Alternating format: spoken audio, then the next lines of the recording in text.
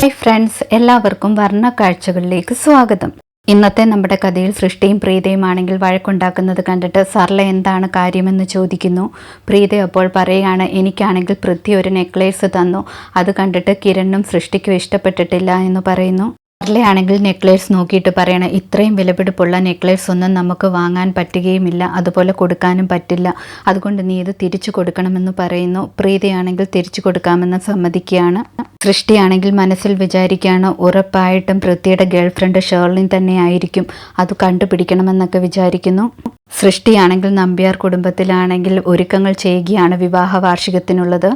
കിരൺ ആണെങ്കിൽ സൃഷ്ടിയുടെ അടുത്തേക്ക് വരുന്നുണ്ട്. കിരൺ ആണെങ്കിൽ സൃഷ്ടിയോട് പറയണം, ഇന്നലെ ഞാൻ ഷേർലിനെയും പൃഥ്വിയും ആണെങ്കിൽ കാറിൽ വെച്ച് കണ്ടു, ഞാൻ കണ്ടെന്ന് മനസ്സിലായപ്പോൾ അവരാണെങ്കിൽ കുനിഞ്ഞിരുന്നെന്നൊക്കെ പറയാണ്. സൃഷ്ടി അപ്പോൾ പറയണം, രണ്ടുപേരുമാണെങ്കിൽ രണ്ട് വിവാഹത്തിന് ചതിയിലൂടെ സമ്മതിച്ചു വെച്ചേക്കുകയാണ്, അത് നമുക്ക് പൊട്ടിക്കണമെന്നൊക്കെ. കിരൺ അപ്പോൾ പറയണം, പ്രീതിയാണെങ്കിൽ എന്നെ ഒട്ടും വിശ്വസിക്കുന്നില്ല, പക്ഷെ നീ ആണെങ്കിൽ എന്നെ വിശ്വസിക്കുന്നുണ്ടെന്നൊക്കെ. കവിത ആൻറ്റി ആണെങ്കിൽ ഷേർലിനോട് പറയാണ്, ഈ പാർട്ടി നമുക്ക് അടിപൊളിയാക്കണം, നീ അതിൻ്റെ എല്ലാ കാര്യങ്ങളും നോക്കണമെന്നൊക്കെ. ഷേർലിൻ പറയണം, ഞാനെല്ലാം നോക്കിക്കോളാം, അടിപൊളിയാക്കിക്കോളാം എന്നൊക്കെ പറയുന്നു. കിരൺ പറയാണ്, ഷേർലിനും പൃഥ്വിയും ആണെങ്കിൽ മെസ്സേജ് ചെയ്തിട്ടുണ്ടോ എന്ന് മൊബൈലിൽ നോക്കണമെന്ന്. ഷേർലിൻ ആണെങ്കിൽ അവിടെ ഡിസൈൻ ചെയ്യാൻ വരുന്ന സമയത്താണെങ്കിൽ ഷേർലിൻ്റെ കയ്യിൽ നിറയെ ഫ്ലവർ കൊടുത്തിട്ട് സൃഷ്ടിയാണെങ്കിൽ പറയുന്നുണ്ട് മൊബൈലും പേഴ്സും താഴെ വെക്കാൻ. ആ സമയത്താണെങ്കിൽ കിരൺ ആണെങ്കിൽ മൊബൈൽ എടുക്കുന്നു. സൃഷ്ടിയാണെങ്കിൽ സ്റ്റോർ റൂമിലേക്ക് പോകാൻ തുടങ്ങുമ്പോൾ രാധിക ആൻറ്റി കാണുന്നു. രാധിക ആൻറ്റി എവിടെ പോവാന്നൊക്കെ ചോദിക്കുന്നു. ആ സമയത്താണെങ്കിലും സമീറും അവിടേക്ക് വരുന്നുണ്ട്. രാധിക ആൻറ്റി വിചാരിക്കുകയാണ് രണ്ടുപേരെ ഒരുമിച്ച് വിടാം, എന്നിട്ട് ഇവർ തമ്മിൽ എന്തെങ്കിലും ഉണ്ടോ എന്നൊക്കെ അറിയാമെന്ന്.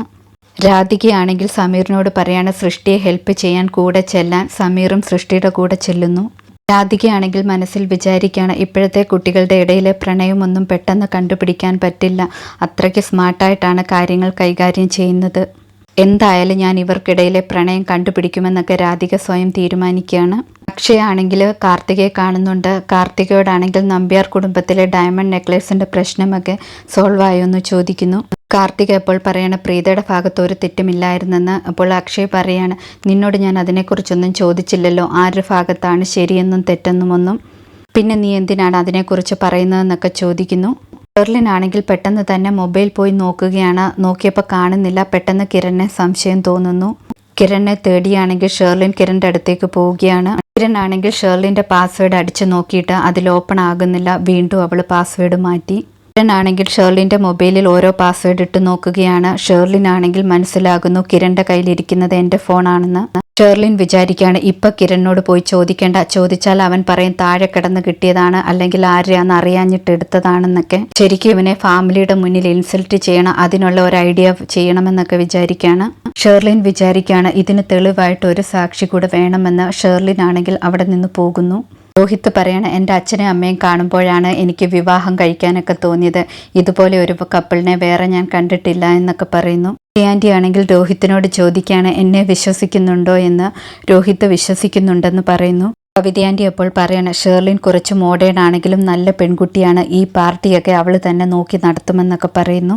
ഇതോടെ ഇന്നത്തെ കഥ അവസാനിക്കുന്നു. പുതിയ കഥയുമായി വീണ്ടും കാണാം. താങ്ക്